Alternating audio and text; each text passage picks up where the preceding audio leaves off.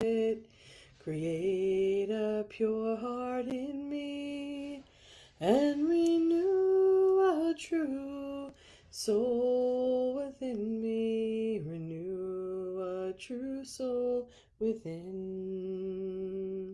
Create a pure heart in me, Great Spirit. Create a pure heart in me and renew a true soul within me. Renew a true soul within. Create a pure heart in me, Great Spirit. Create a pure heart in me and renew a true soul within me. Renew a true soul within. Boker Tov, good morning. Here we are, another morning with lots of news unfolding from yesterday and into today. It's day 110. 110 days in hell for those that are being held captive, hostage, for our siblings with no end in sight. We're remembering also the 21 soldiers that were killed in the collapse while defending the right to exist. 21 of blessed memory. 110 days in what feels like hell, and for the families of those fallen soldiers paying the ultimate sacrifice for protecting. Feels like hell to them too. And so where do we come out of the depths of those pits when this week's Parsha, this week's Torah portion, Bishalach or Bishalach, is the song of the sea. Is the moments of, oh my, we're going toward the expanse from the narrow. We're like going, for the math people among us, we're in that, lesser sign. We're going from the small point to that big opening.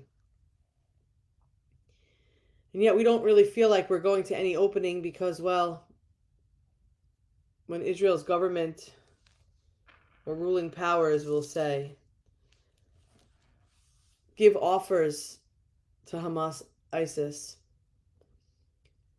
that we'll have 2 months of ceasefire if you return the hostages, and it's denied. It's the reminder, the wake-up call, the reality, whatever you want to call it, of who truly we're dealing with here. The demands for ceasefire, ceasefire, ceasefire, over and over and over and over again, and yet willing to give it, but not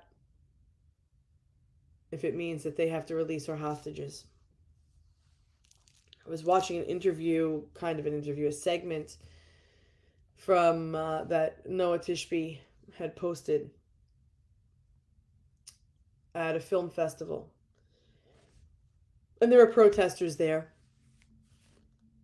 And she was interviewing them. What do certain words mean? Why is it that you are demanding ceasefire? Why is it that you are so anti-Israel? Why, all of these different things. And seeing the selection of protesters that were interviewed, and listen, it could very well be that some people gave correct answers or what they felt were correct answers, and those weren't posted. But the reality of it is there were enough people that were interviewed that had no logical answer. In fact, many had no idea why they were doing it. It just seemed like what was right because there was a war. And so it's hard to believe, it's hard to imagine standing up for something that you are so wrongly informed, not informed, didn't do your homework, just because, someone says to do it. Oftentimes, Judaism growing up was kind of like, well, if your grandparents did it and your parents did it, then you should do it. But in reality, in Judaism, it is our obligation to ask why we do the things we do and not to just take them for granted. And so I'm constantly being reminded of how blessed we truly are. I mean, not to be victims of anti Semitism, not to, have our siblings being held captive, not that people in the world want to wipe us off the planet, but the idea is that we're allowed to question, we're allowed to have these open discussions, we're allowed to grapple and question why, ask why, to take things that mean something to us and dive deeper and carry them forward. And the ones that don't really fit as well, we're able to push aside. And maybe one day they will speak to us and maybe they won't. But it's not an all or nothing kind of thing. And when I keep hearing about these details of the war, I keep reminding myself that, this is not all or nothing. I'm not blind to see that there are people surely struggling and suffering. There are people that are watching the news that haven't slept in 110 days. There are people that are, all in favor of Jewish existence, and other possible solutions, also feeling the pain of the innocent victims and the families they didn't sign up for this, but they're there feeling it and all that it comes with. In this week's Parsha, Bishalach, we're standing at the foot of the sea. It's the crossing. It's, on Simchat Torah, when we roll the Torah and we're able to see the different parts. And it is where the text actually looks like waves. The reminder that life is not always smooth lines that are justified just perfectly, with no spaces too big, no openings too small. It's like life. Marlene, we're praying for you for speedy recovery. It's like life. You know what? It comes with waves. When all things are looking like they're so great, all is aligning in our world, and then there's a ripple. And sometimes those ripples make us stronger. But when we are in sustained water for too long, we come to a place of exhaustion. And I think our people are exhausted. Exhausted with the news, exhausted with the people that don't care, exhausted with the idea that solutions and compromises are coming, and yet here we are still 110 days later. And in this Parsha, while we're standing at the foot of the sea, God tells Moshe, to lift his staff. And the sea breaks into two. And yes, we get that cartoon visual. And yes, who is to say whether it was, the tides and the way water works. But in awe, the Israelites, the children of Israel, the Jews, proceed through, crossing the narrow straits to be birthed as a new people and a free people, to be in our land, that same land where there's such turmoil, but such richness to that soil. To be a free people, if only we could be a free people, if only we were allowed to be free in our land and in all lands. And perhaps not everybody was able to feel the same awe.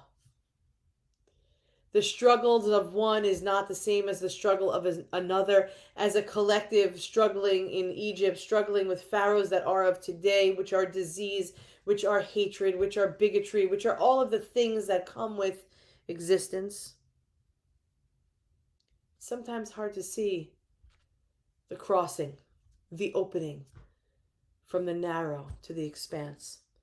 There's a midrash, a story that tells of two Israelites that were crossing the sea. As they looked at the mud on the seafloor, one looked to the other and said, "Mud in Egypt and mud at the sea, mud and bricks in Egypt and mud of the many waters at the sea." Looking at the mud on their sandals, they missed the miracle of the sea splitting, for they never looked up. It's very easy to miss the miracles that happen. It's very easy to keep our heads down, to wonder how we can even take one step forward when the world seems to be so heavy, crushing us. It's very easy to focus on the mud on our shoes rather than look up at the sea. There's lots of things we don't want to see, and so we put our heads down. And perhaps we miss what is still good in the world. In my son's school, it's Kindness Month. I don't know why they started in the middle of the month, but anyway, it must be some sort of national, international day of kindness. I don't know what it is. Whatever it is, they have a month of kindness. They do an activity every day that is related to kindness. And yesterday, my son was in science enrichment after his regular school class with a teacher he's very fond of, but like he's 3, he likes everybody. And so today when I dropped him off, her name is Miss Lisa, she said, "There's something about Ellis." And I said, "Oh, there's lots of things about Ellis." I'm thinking, what is she going to tell me now? She said, "You know, we were sitting and talking, and he just looked at me and said, 'I really like you.'" And she said, "Thank you, Ellis. I really like you too." And 10 minutes had gone by, and they were doing a science experiment about fire and oxygen.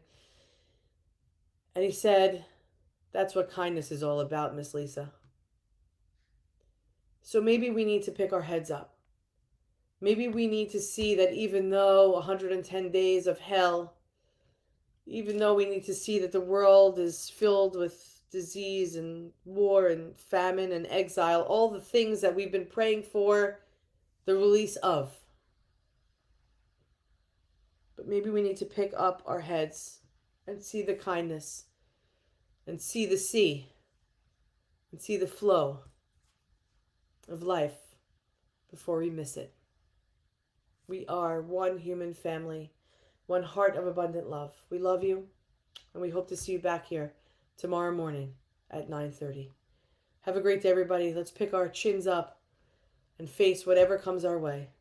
And remember, we're praying for miracles, but if we don't look up, we can't see them. Have a great day. Create a pure heart in me, Great Spirit.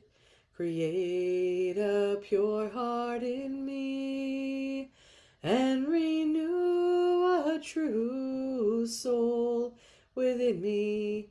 Renew a true soul within.